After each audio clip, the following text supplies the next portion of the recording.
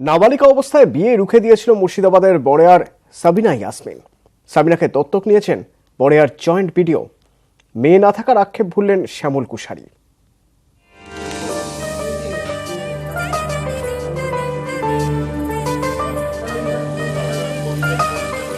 স্মৃতি হারিয়ে নতুন পরিবারে বড় হয় অনেকে, অনেকে আবার ঘটনাক্রমে নিজের পরিবার খুঁজে পায়।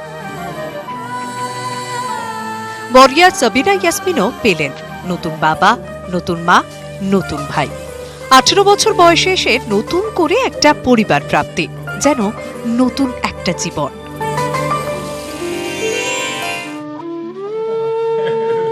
বড়িয়ার জয়েন্ট বিডিও শ্যামল কুশারিও একটা মেয়ে পেলেন। মেয়ে না থাকার দুঃখ ভুললেন। সাবিনাকে দত্তক নিয়ে নিজের মেয়ের আদর দিলেন জয়েন্ট বিডিও। ছোট থেকে মেয়েবেলা কাটছিল ভালোই। ক্লাস 11-এ পড়ার সময় তার বিয়ে দিতে চায় পরিবার। স্কুলের প্রধান শিক্ষককে জানিয়ে নিজের বিয়ে রুখে দেয় সাবিনা। পাশে ছিলেন জয়েন্ট বিডিও শ্যামল কুশারি। তারপর থেকেই নিজের বাড়ির দরজা প্রায় বন্ধ হয়ে যায়।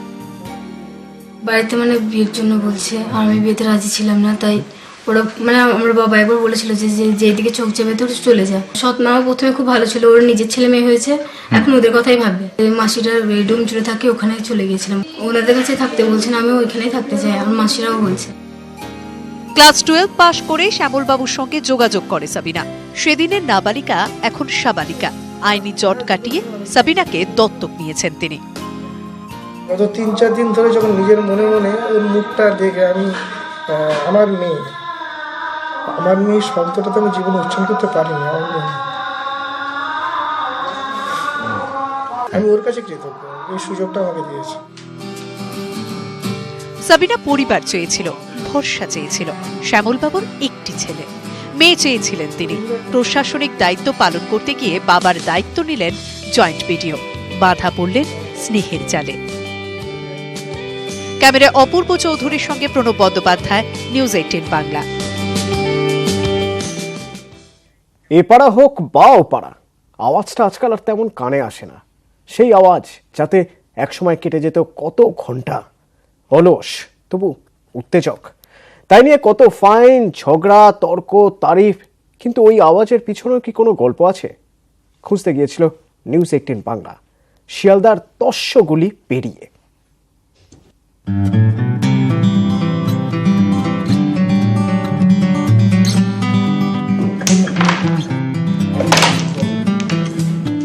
তখন সবে সন্ধে, ক্লাবের রোয়াকে নিয়মিত আলো জ্বলত।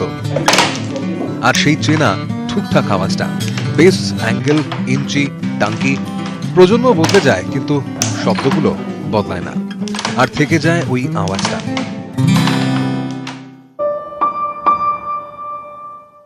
শিয়ালদা হলধর বর্ধন লেন।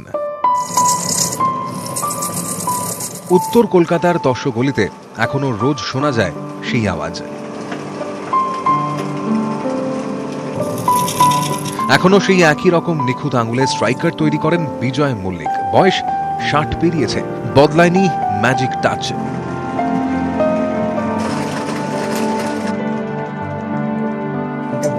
ওই হাতেই সাদা, কালো, লাল, নীলের গোল চাকতি মুহূর্তে বদলে যায় স্ট্রাইকারে।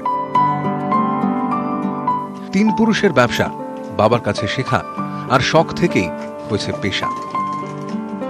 বাবা বলতেন যে হাতে কাজটা শিখে রাখো, নইলে চাকরি বাকরি না পেলে সংসার তো চালাতে হবে, জীবিকা কি করে চলবে। এটা হরিণের সিং আছে, ইটালে হয়েছিল না। অ্যামোনাইট বা অ্যাক্রিলিকের গোল্ড ডাইস, বাড়িতেই ছোট্ট একটা মেশিন যার ডাইসকে বদলে দেয় স্ট্রাইকারে, নানা রঙের, ওজনের, মাপের।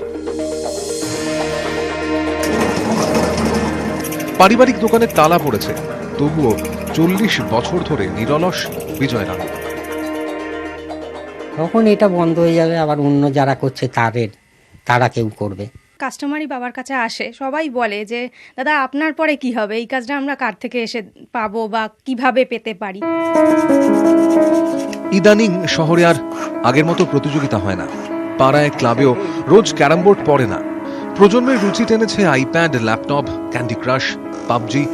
তাই একটা ভয়ে তারা করে রোজ স্ট্রাইকারের কারিগরকে। বিজয়বাবুর দুশ্চিন্তা, আগামী দিনে 3 প্রজন্মের এই ব্যবসা বাঁচিয়ে রাখবে কে? ক্যামেরায় সঞ্জয় মণ্ডলের সাথে ইরণ রায় বর্মন, নিউজ 18 বাংলা।